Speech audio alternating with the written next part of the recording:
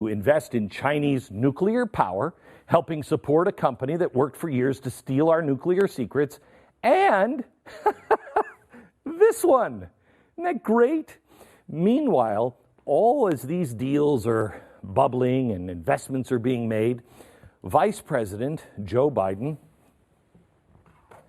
and Secretary of State John Kerry were having ongoing sensitive talks with the Chinese government about multiple issues, including China's effort in 2014 to control the South China Sea. I don't know how that worked out. Good thing. Boy, I bet these two would be mad if they found out their sons were involved with this company, huh? There was a puff piece in Vanity Fair. It was about Joe Biden. Joe Biden said, "I should have raised one Republican kid." When the reporter asked him what he meant, he said, "Well, I just wish that one of them would have gone into a lucrative line of work and gotten rich." Uh-huh. Because I have to be taken care of in my golden years. This is what Biden said. "When they put me in a home, I'd have a window with a view." You know what I mean? I know, it's crazy. Now, there's two ways to look at this. One, he was saying, "I wish I had one son that was a Republican, because then the family business of this could go on no matter who's in office." Or he wasn't joking or being ironic. Even though Hunter Biden spent the whole of his dad's second term as vice president getting rich from silver platter deals in China and Ukraine. So perhaps his memory is going a little fuzzy. I'm not sure. And here's the other thing. It was kind of crazy. He gave that interview from inside the brand new Delaware beach house, pretty nice, that he recently bought with some of the money from his 3-book publishing deal. Some old tired narratives just die hard, don't they? Biden will never let go of Lunch Bucket Joe. It's a persona he has been crafting for almost 50 years. Hunter Biden, on the other hand, could be his dad's downfall if he decides to run for president.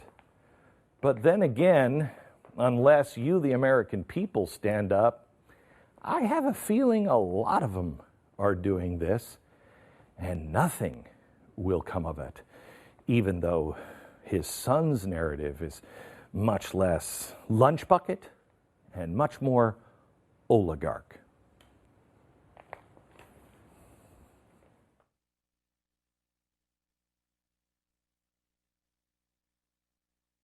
Peter Schweitzer, he is the investigative journalist that put all this together and the author of the book Secret Empires, which is now out in paper book. Peter, what did I miss, if anything, on that? No, Glenn, I think it was an excellent summary. Look, this is a web of relationships that runs deep between the Biden family and the Chinese government.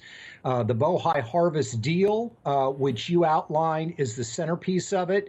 But the reality is that there were several other deals involving the Chinese government as well that I recount in the book. So this is a web of relationships, and there's just no question that the Chinese decided that by going into business with the Biden family, that they expected to get some favorable treatment in return. And I think the record is pretty clear that Joe Biden basically went soft on Beijing. And I think this illustrates the larger point, Glenn, that, we've heard a lot about globalization and about how trade and commerce between countries is going to bring people together. And I think there's a lot of truth to that. And I think it's a good idea. But the same thing applies to political elites. When political elites in the United States and China go into business together, they are going to become more fused together, and they're going to start to have common interests that don't necessarily correspond with the interests of the people in their country, specifically the interests of the people of the United States. Peter, am I wrong? I think this definitely during the first Bush, Reagan, and part of the Clinton administration, this would have been obscene. But the Clintons really kind of opened this door of using the White House to make money. Did they not?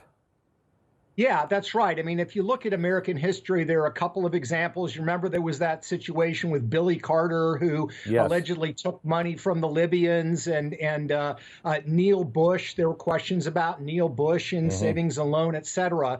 So, I mean, this has happened in the American past. But what you saw with the Clintons was a systematic effort.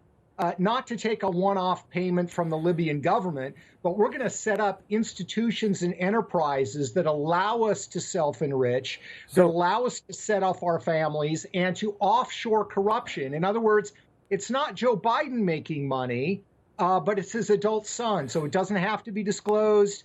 And you can kind of say that it's just private commerce that the son's involved in. so this Committee on Foreign Investment in the U.S., everybody claims it's neat and clean and tidy and there's nothing wrong.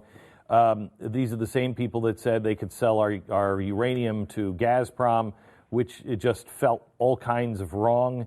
And nobody really looked into it. Nobody's doing anything about it. Is it because, does this have a chance of going anywhere, or sit there because everybody in Washington is involved?